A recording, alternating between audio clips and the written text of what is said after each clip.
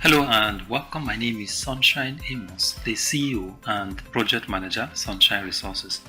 In this video, I'm going to share with you how to start a production business at home. And so if you're new to this channel, I suggest you hit the subscription button so that you do not miss any of our videos each time we upload them. Now, this is the third edition in the video series, How to Start a Production Business at Home.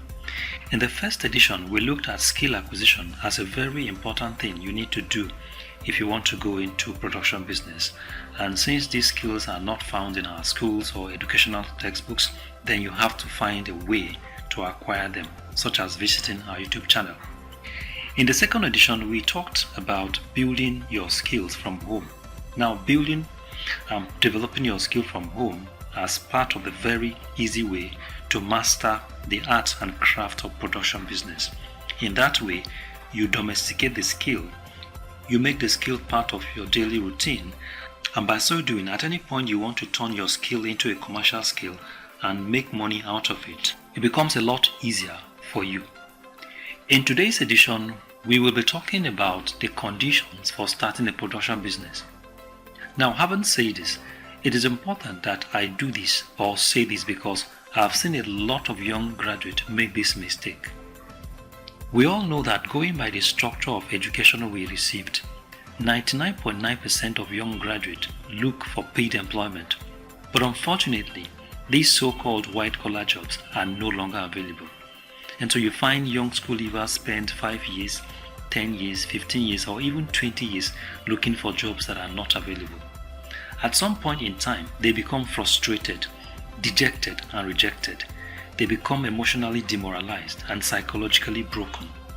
Now, at this point, the only option they have left is to start their own business. Now, the point I want to make here is that this is the wrong time for them to start a business, with the following reasons. Now, business is a venture. A businessman is an entrepreneur. Now, who is an entrepreneur? Number one, an entrepreneur is a courageous person. Now, someone that has faced frustration, rejection, and dejection cannot be courageous. This is the reason why young school leavers that have faced job frustration and rejection cannot succeed in starting a business. Number two, an entrepreneur has business consciousness. Now, business consciousness is an awareness that someone develops over a long period of time. This consciousness comes from love for business, desire to succeed by yourself, and ability to create concepts and ideas. About 99.9% of young school leavers do not have business consciousness. In school, what we have is academic consciousness, and you cannot convert academic consciousness to business consciousness just overnight. Number three, an entrepreneur is agile and dynamic.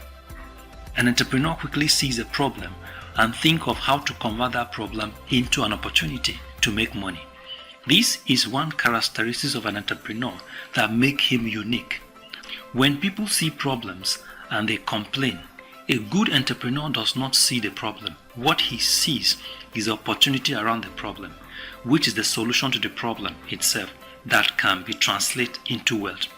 Now, an entrepreneur does not see problems, he sees opportunity to make wealth. Let me tell you this short story.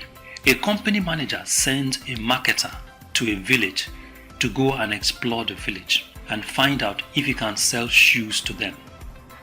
Now, this marketer came to the village and discovered that the villagers were not wearing shoes.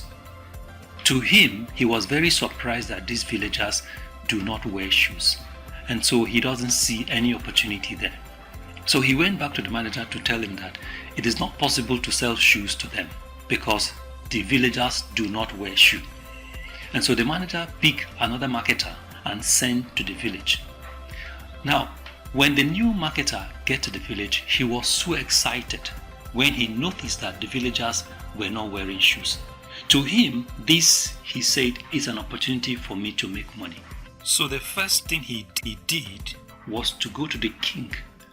And he told the king of the health hazard, the health implication of not wearing shoes.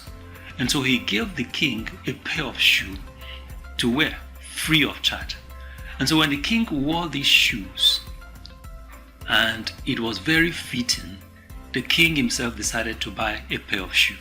And so the king cabinet started buying the shoe, and that was it. The villagers also started buying the shoe. So now what is the difference between these two people? The first one did not see any opportunity, but the second one saw an opportunity. So every problem you see, there's an opportunity around that problem. By the time the young graduate spends several years looking for jobs without success, he becomes frustrated, dejected, and demoralized. Such a person cannot have the quality of an entrepreneur. Remember, he is making up his mind to go into business or become an entrepreneur because that's the only option left. But he cannot succeed because he does not have the right framework of mind. A frustrated mind cannot accommodate the ups and downs in a business. You see, my dear friends, business is like a child. You first conceive the idea in your heart. Now, at the right time, the idea will come out of your mind into your hand. The business becomes a structure. It becomes tangible. Now, at that infant stage, just like a child, it is going to give you a lot of trouble. Just the way an infant will poo-poo and wee-wee or cry to draw the attention of the mother, so also your business will do to you. Now, a frustrated mind will not have the patience to tolerate the troubles your business will give you. And definitely the business will give you troubles, just like a child. So you have to be in the right framework of mind for you to be able to succeed in your business. Do not start a business when you have faced a lot of frustration, dejection, and rejection. You will not be able to endure the troubles of the business. First thing first, if you are in that kind of condition, psychologically treat yourself first. Now let me share a little bit of my personal experience. Now, for long before I left the school, I have already said to myself that I was going to become an entrepreneur. So it was quite easy for me because even after leaving school, whatever I was doing was targeted at starting my own business at the right time. My business was like my firstborn. It came long before I got married. As a matter of fact, it was my business that gave me a home and a wife because I took care of the business right from conception to infancy and to adulthood, if you permit me to use that analogy. Now the business is grown enough and it is taking care of me and my family. So you do not have to wait until things are no longer working for you. People are tired of giving you money, your shoes and clothes are worn out, you have become a liability before you start thinking of how to start business. At that time, you will not function properly and that will seriously affect your business.